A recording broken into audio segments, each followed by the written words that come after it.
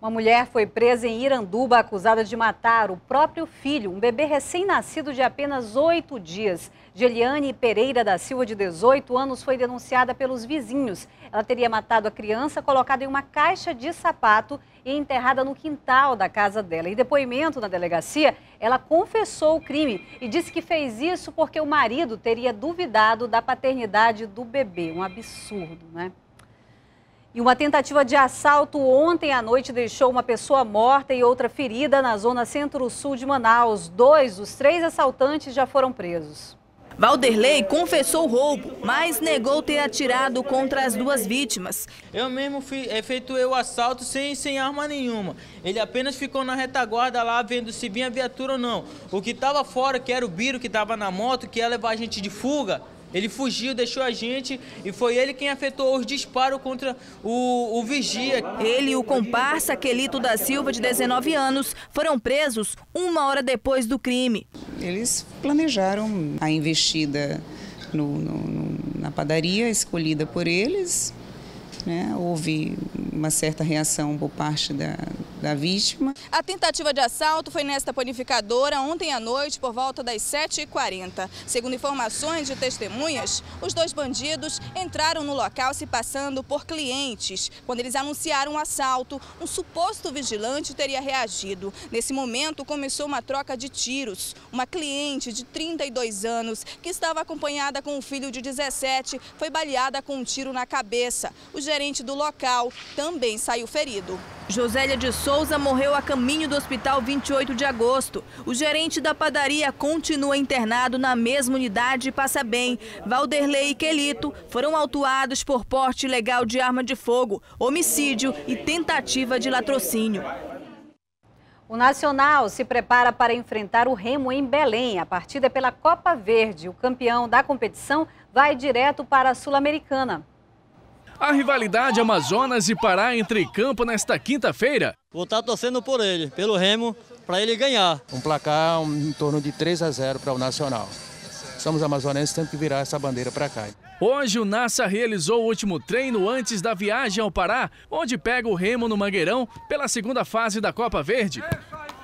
Uma decisão de 180 minutos, nós vamos enfrentar o campeão paraense. O importante não fazer um treino muito forte, até porque saímos de um jogo já no domingo, né?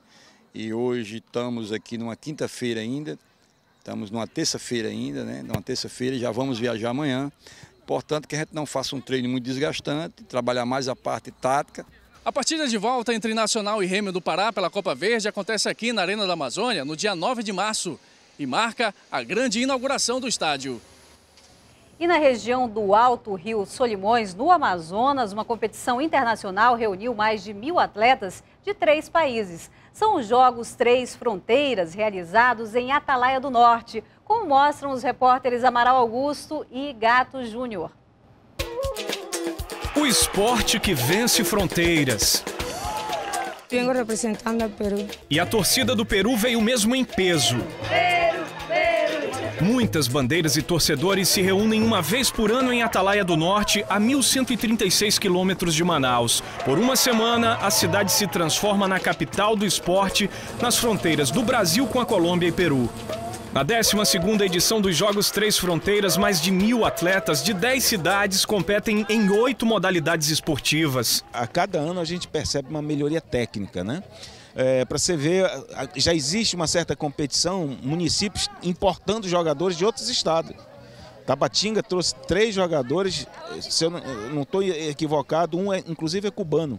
E uma das disputas mais acirradas acontece no meio da rua, o atletismo.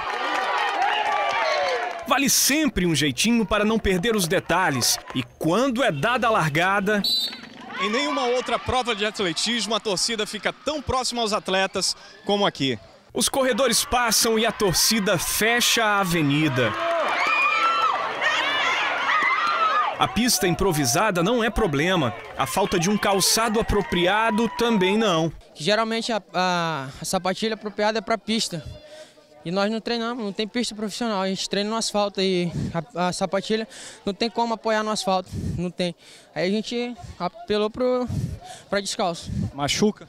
Às vezes. O atleta cubano corre pela primeira vez uma prova de rua como esta. Adaptação e tanto para quem está acostumado com outra estrutura. É diferente, mas diria que é melhor.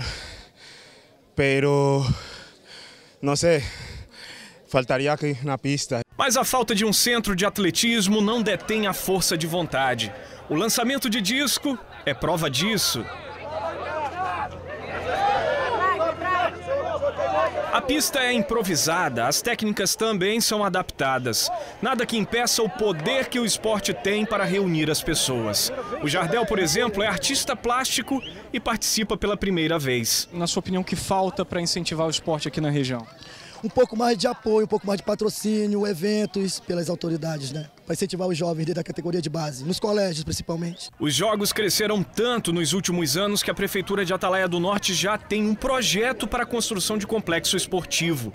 Mas isso ainda depende do Ministério dos Esportes. Nós temos um cadastro junto ao Ministério do Esporte e é o Centro de Esporte e Lazer.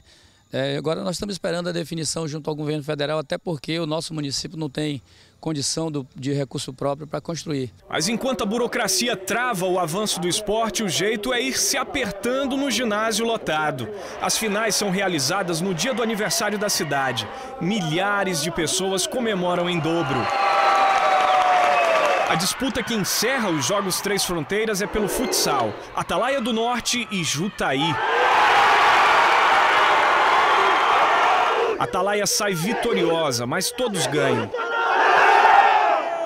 Com o maior número de medalhas, Tabatinga conquista o primeiro lugar geral. Atalaia vem em segundo e a surpresa fica por conta dos peruanos de Islândia, que pela primeira vez estão entre os 3 primeiros colocados.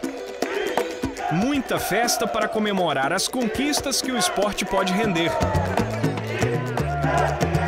Maiores que medalhas e troféus são as mudanças na vida de pessoas muito diferentes que por uma semana falaram a linguagem universal do esporte.